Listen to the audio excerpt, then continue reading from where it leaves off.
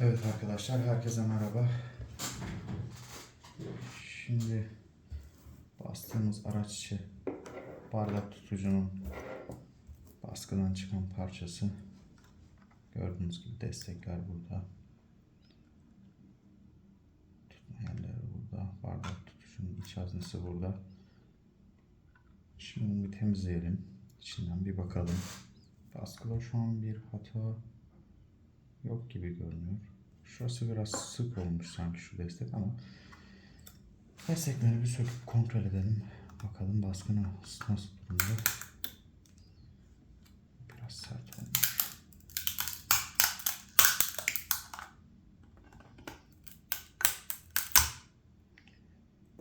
Çok güzel çıktı. Tahmin ettiğimizden daha uygun olmuş.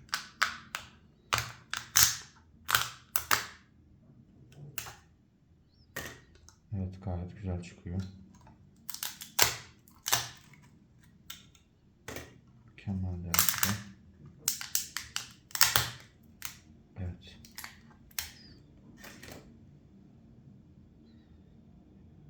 Dediğim gibi bu boşta ilerleme hızları biraz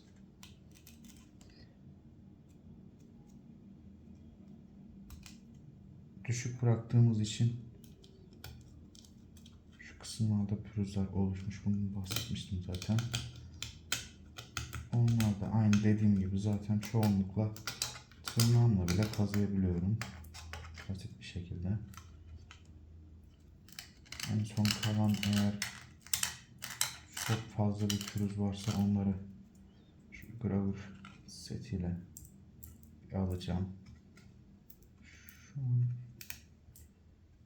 aslında hiçbir şeye ihtiyacı yok desek yeridir. Gerçekten çok güzel bir vasf oldu.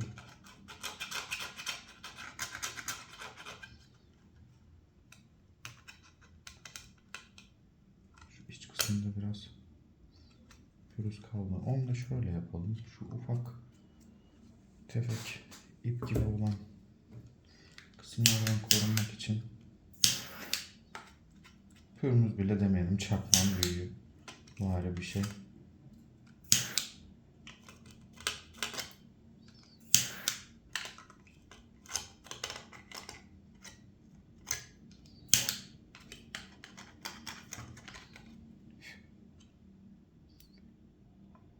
Şimdi elime gelen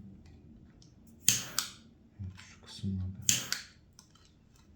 var.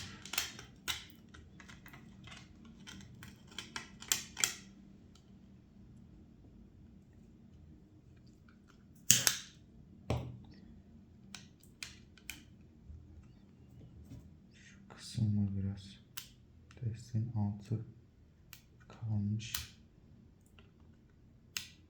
Desteğin ilk kısmı kalmış. Onu da biraz alalım.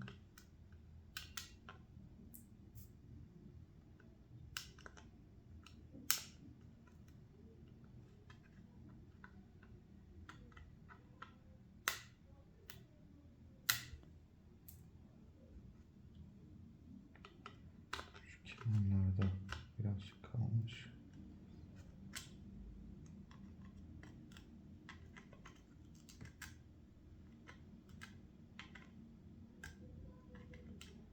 Şu an bu kısım gayet iyi bence. Şurada bir kısım kalmıştı gözüme çarpan.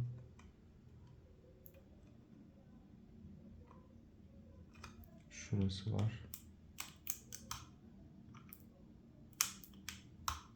Evet.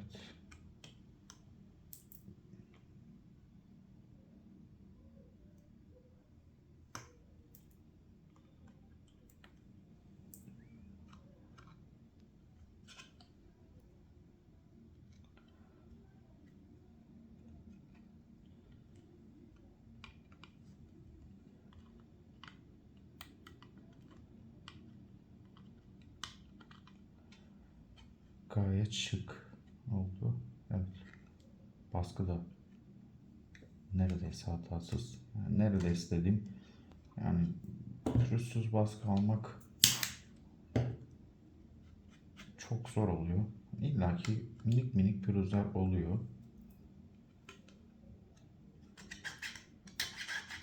Bunun için kürleme makineleri çıkarttılar. Baskıya daha da pürüzsüz ve homojen bir görünüm veren şekilde, en azından renkler arasında. Bakın şurada bir dikiş izi var, yanlış görmüyorsam şurası. Dikişleri bu tarafa doğru atmış. Yani zaten burası arka tarafta kalacak. Bardak önce hiç gözükmeyecek. Hani yani içeride olsa, içeride de var. Şu taraftan da aynı şekilde şuradan da dikişlemiş.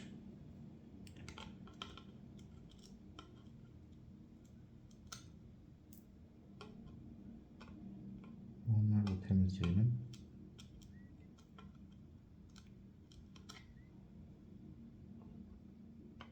Yine de pürüzsüz olsun.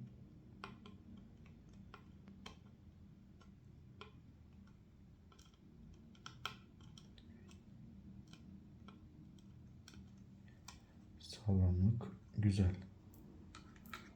Yani anlaşılıyor mu bilmiyorum videoda ama yani şu an zarar verebildiğim bir kısım yok. Biraz kasıyorum. Yani bir bardağı çok rahat bir şekilde kaldırabilecek kapasitede.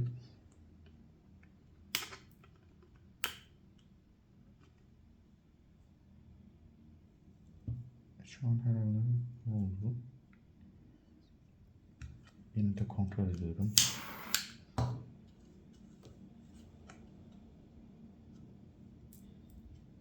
İçte bir yüzey.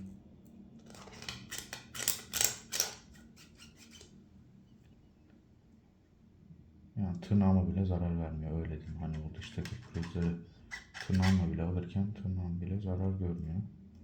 Şu kısım biraz bakın. Baskıdan sonra bu şekilde çok uzun süre pürünüzü eğer tutarsanız baskıya zarar verirsiniz. Şöyle destekle de göstereyim.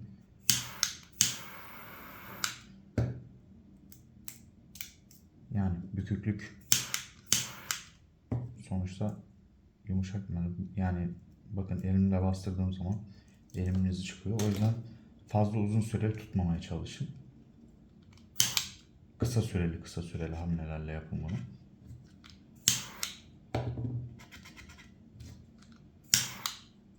Aynı yere defalarca birkaç kere yaparsanız soğutmadan orada da aynı şekilde olacaktır. Şu gravürle şu kenar kısmını biraz alacağım sanki. Şu kenar kısmını hepsinde ufak tefek sanki bir pürüz var. Hatta şunu çalıştırmadan önce, çünkü biraz iz yapabiliyor. Şöyle hemen girecekse şöyle bir bakalım.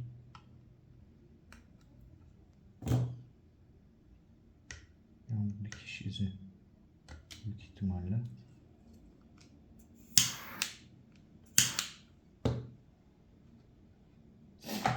Burayı gravürle alalım.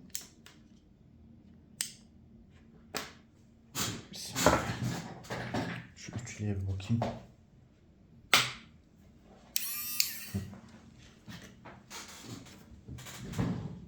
Şimdi bir daha kontrol edelim.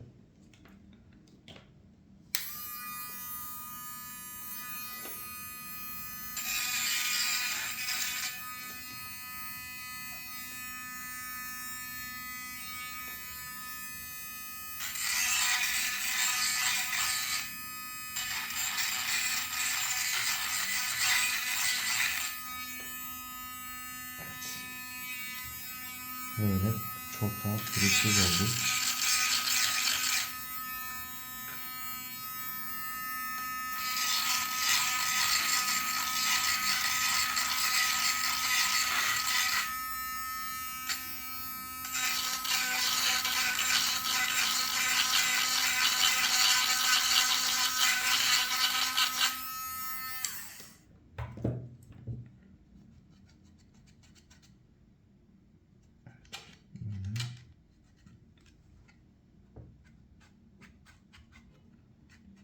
Çok daha kaliteli oldu.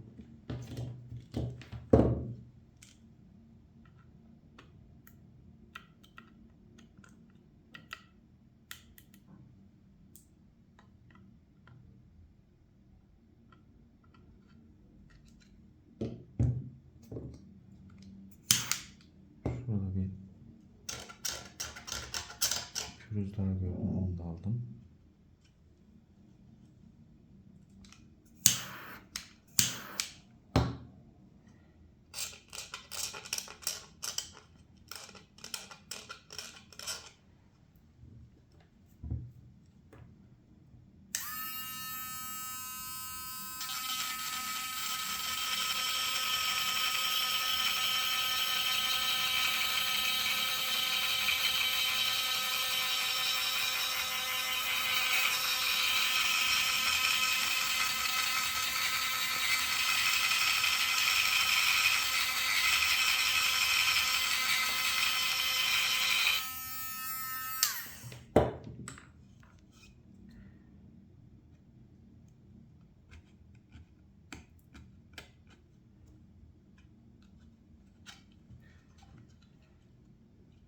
Şu arada kenarlarda bakın ipliklenmeler olmuş minik minik.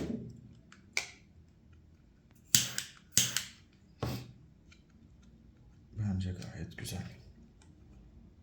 Arkadaşımız güle güle kullansın diyelim. Evet. İnşallah güzel görünüyordur.